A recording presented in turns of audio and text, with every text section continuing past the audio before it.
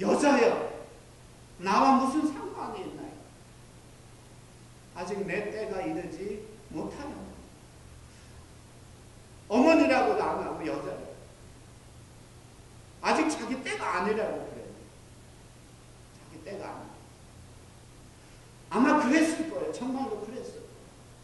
예수님이 거짓말 하실 리가 없어요. 아직 때가 아니랬는데.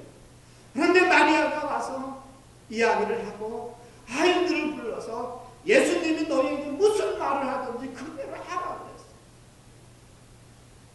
주인된 마음, 걱정스러운 마음으로 예수님에게 와서 말하고 믿음으로 와서 말하는 거예요. 믿음으로. 왜?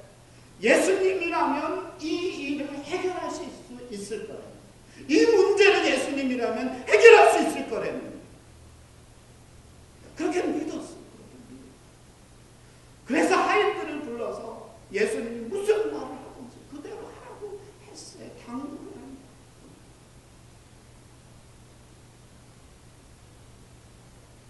바로 이 마음이 이 잔치 자리에 기쁨을 계속해서 만들어가요. 물을 포도주로 만드는 기적을 이룬. 예수님은 자기의 때가 아직 아닌데도 불구하고 어머니 마리아가 와서 부탁했기 때문에 믿음으로 그것도 부탁하기 때문에 자기 때를 앞당기시는 거예요. 자기 때를 앞당기시는 거예요. 그래서 물을 채우라고 하인들에게 명령합니다.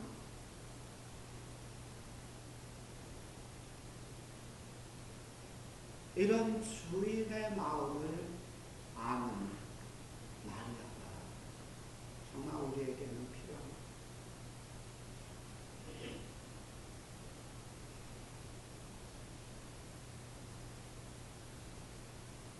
연회장이 있었습니다. 그는 마스터 오브 뱅켓입니다. 뭐 MC라고도 얘기를 하도 되고요. 연회장은 아마 주인으로부터 이야기를 들었을 거예요.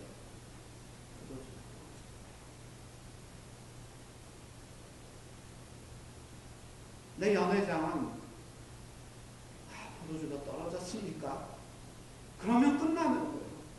연회장에게 별로 책임이 없어요. 포도주가 떨어져서 잔치에 기쁨이 사라지고 불평이 이렇게 일어난다면 그 책임은 그냥 주인에게 있는 거지 연회장에게 누가 책임을 묻지 않습니다. 그렇죠? 떨어졌습니까? 그러면 끝나는.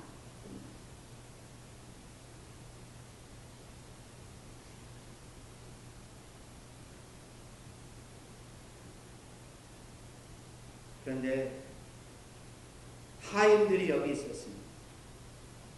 그들은 손님을 접대하는 사람들입니다.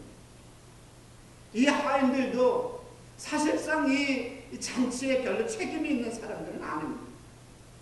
아무리 잔치가 시시하게 끝나더라도 이 하인을 책망하지 못할 것입니다. 하인들도 잔치에 쓸 포도주가 떨어졌다고 하는 것을 알게 되었습니다. 뭐 하인들도 어쩔 수 없지 않습니까? 그런데 마리아의 예수님의 어머니 마리아가 예수님에게 부탁을 하고 하인들을 불러서 예수님이 뭐라고 하든지 그대로 하라고 당부를 했어요. 그리고 나서 예수님이 그 돌 항아리에 물을 채우라고 하인들에게 말했습니다. 하인들이 가서 물을 길어 왔습니다. 여러분, 두세 통 드는 항아리가 6개예요. 그러면은 몇 통이 들어요? 3통을 하면 18통이 들어요. 18통이. 18통을 가서 물을 길어 와야 돼요. 우물에 가서 물을 길어 와야 돼요. 결국 쉬운 일은 아니었어요. 18통 물을 길어 오는 것이죠. 그러나 하인들은 그렇게 했어요. 아마 예수님의 어머니 마리아가 예수님께 부탁했을 때에 하인들은 뭔가 느꼈을 거예요. 뭔가 이루어질 것이다. 뭔가 문제가 문제가 해결이 될 수 있는 뭐가 있나 보다. 그래서 그들은 기쁨으로 가서 물을 길어왔어요. 왜 기쁨으로 들었다고 생각하냐 하면 아구까지 물을 채웠기 때문에. 대충 채운 게 아니라 아구까지 물을 길어다가 채운 거예요. 기쁨으로. 힘든 일이지만, 땀나는 일이지만. 그리고 나서 예수님이 이제 그 물을 떠다가 연회장에게 주라고 했어요. 하인들이 그걸 떠다가 연회장에게 줬어요. 연회장이 그걸 맛봤는데, 이렇게 좋은 포도주를 여태까지 주었냐. 연회장은 몰랐어요. 이 좋은 포도주가 어디서 남았는지 몰랐어요. 그러나 물을 떠온 하인들은 알았어요. 하인들은 알았어요.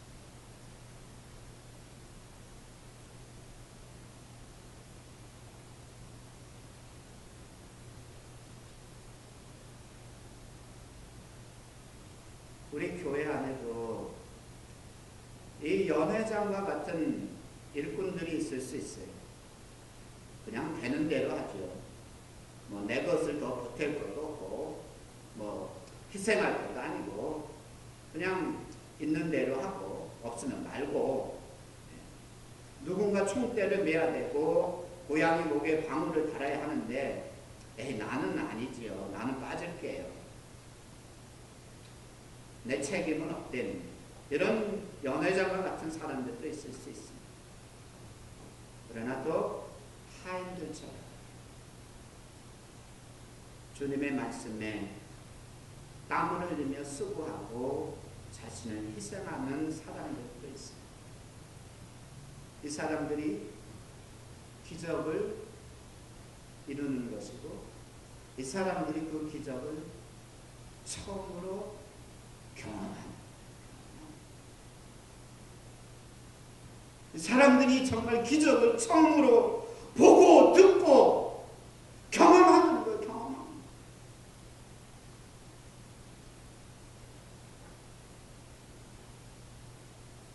그래서 그 잔치집을 기쁨으로 충만하게 하고 그 변화를 경험하는, 이게 바로 하인들이었어요.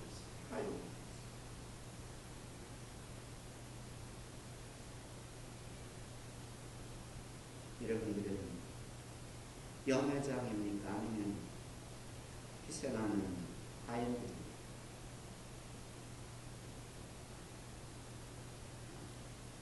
저희들이 출애굽기를 쭉 이렇게 설교를 해왔습니다. 지금 잠시 중단하고 있습니다.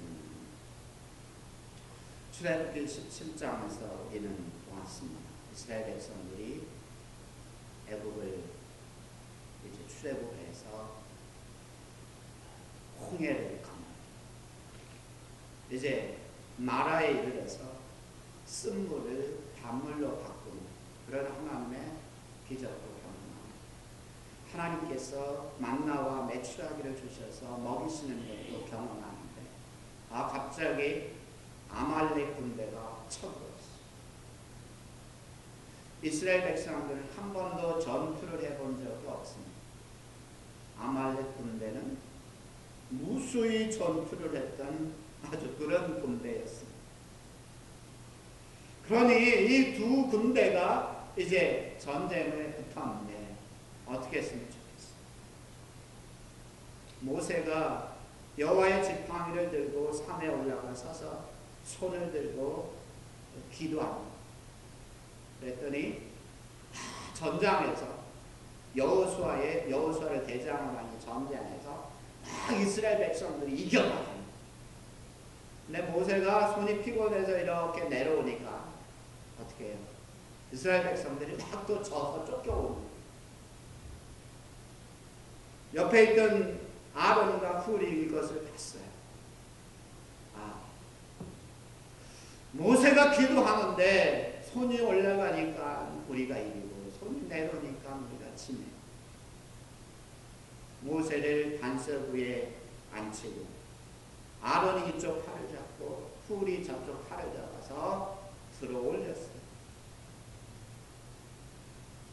아론과 훌이 모세의 팔을 들어 올려서 종일토록 이 모세의 팔이 내려오지 않고 하나님께 기도할 때에 이스라엘 백성들이 완전히 아말렉 군대를 쳐서 승리하게 되었습니다. 그래서 그곳을 여호와 이레 승리의 깃발이라고 이름을 붙였습니다.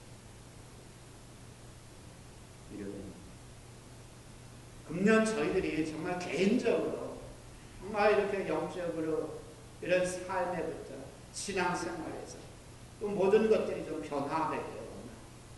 우리 교회도 정말 변화되기를 원합니다. 그래서 정말 잔치집처럼 늘 기쁨이 충만하고 은혜가 충만하고 사랑이 충만하기를 간절히 소원합니다. 그러려면 정말 이런 사람들이 필요하대요. 이런 사람, 기쁨으로 물을 길어오는 사람들이 필요하고, 마리아처럼 주님 앞에 나와서 우리에게 이거 없습니다라고 기도하는 사람들이 필요하대요. 손님이 아니라 주인 의식을 가지고서 정말 기도하는 사람들이 우리에게는 필요하대요. 그래야 변화가 오는 거예요. 그래야 기쁨이 계속 될 수 있는 거예요. 그냥 손님처럼 앉아있는 사람이 아니에요. 그냥 연회장처럼 되는 대로 되라 하는 사람이 아니에요. 어떻습니까? 우리 개인들이 모두가 다 정말 주인 의식을 가지고 있어요. 마리아처럼 주님 앞에 나와서 기도하면서 하인들과 같이 기쁨으로 물을 길어오는 그런 희생에서 그런 사람들로 인해서 물이 변화하여 흐르고 그 잔치집이 정말 기쁨으로 넘칠 수 있다고 믿는 것입니다. 여러분도 그러한 정말 기쁨이 넘치는 그리고 변화가 있는 사회를 정말 경험하기 위해서 주인 의식으로 기도하고 또 준비하고 또 희생할 수 있는 그런 사람들이 되기를 여러분 한번 결심해 주시기를 주님의 이름으로 축원합니다. 기도하겠습니다. 하나님 아버지, 오늘 새해 2011년도 두 번째 주일을 저희들이 맞이하게 해주셔서 감사드립니다. 저희들 개인과 가정과 교회가 오늘 주신 주님의 말씀처럼 물이 변하여 포도주가 되는 이런 변화의 역사들, 변화의 기적들을 우리가 경험할 수 있기를 소원합니다. 또 포도주가 떨어졌을 때에 주님 앞에 나와 기도하고 물을 항아리 아구까지 채우는 희생하는 그러한 사람들이 되기를 또 소원해요. 그래서 주님 원하시고 기뻐하시는 우리 개인이 되고 우리 교회가 되기를 간절히 원합니다. 하나님, 우리 교회에 손님들로 가득한 것이 아니라